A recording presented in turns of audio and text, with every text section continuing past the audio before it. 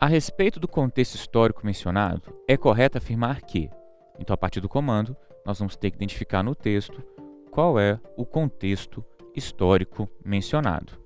Vamos para o texto. A Carta das Nações Unidas, assinada em 1945, reconhecia o direito dos povos que habitavam territórios sem governo próprio, à autonomia política. As metrópoles teriam a obrigação de tomar medidas para que esses direitos se efetivassem, respeitando as identidades culturais desses povos, o que facilitaria a descolonização afroasiática.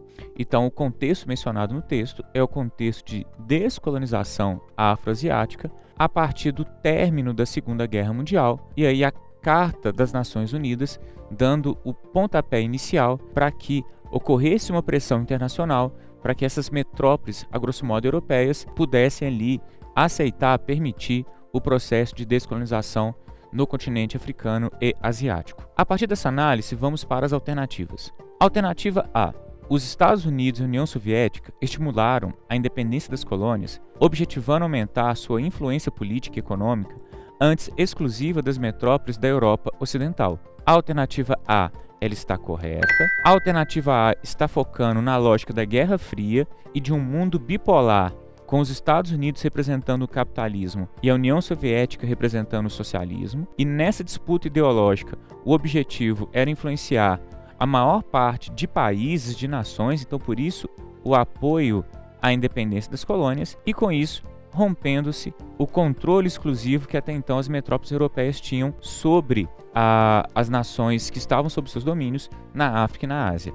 Então, mais uma vez, alternativa A, correta. Alternativa B. A independência da Índia ocorreu embalada pelas pregações de Gandhi, que conseguiu reunir os povos indianos em um único partido, concorrendo para uma emancipação de forma pacífica, sem perder a unidade religiosa. A alternativa B, ela está errada, já que o processo de luta pacifista de Gandhi não ocorreu ao mesmo tempo que era formada uma unidade religiosa. Pelo contrário, nós temos ali dentro da Índia, principalmente, islâmicos e hindus, e com isso, essas diferenças entre islâmicos e hindus vão estar presentes em todo o processo de luta pela independência da Índia, e pós-independência vai acabar gerando uma ruptura no território indiano, dando origem, por exemplo, ao Paquistão, que vai se tornar um estado basicamente islâmico. Então, a alternativa B está errada. Alternativa C. A Conferência de Bandung reuniu 29 nações afroasiáticas que decidiram pelo alinhamento automático com os Estados Unidos e a discussão sobre as formas de superar a pobreza e de combater o racismo. A alternativa C, ela está errada,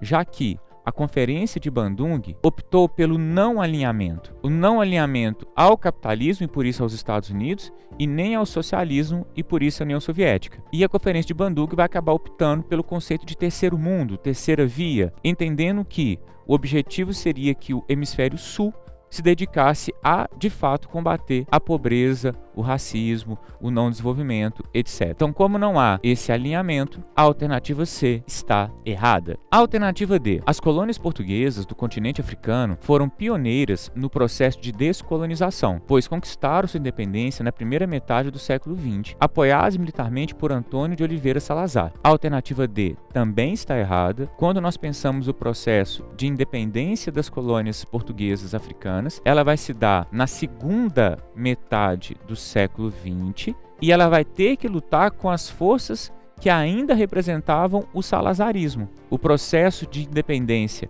vai estar ali em torno de 1974, onde vai ocorrer a Revolução dos Cravos, e o Salazar havia falecido em 1970. Então vai se ter que lutar com aqueles que apoiavam ainda a estrutura de Estado salazarista, o que faz com que a alternativa D também esteja errada. A alternativa E.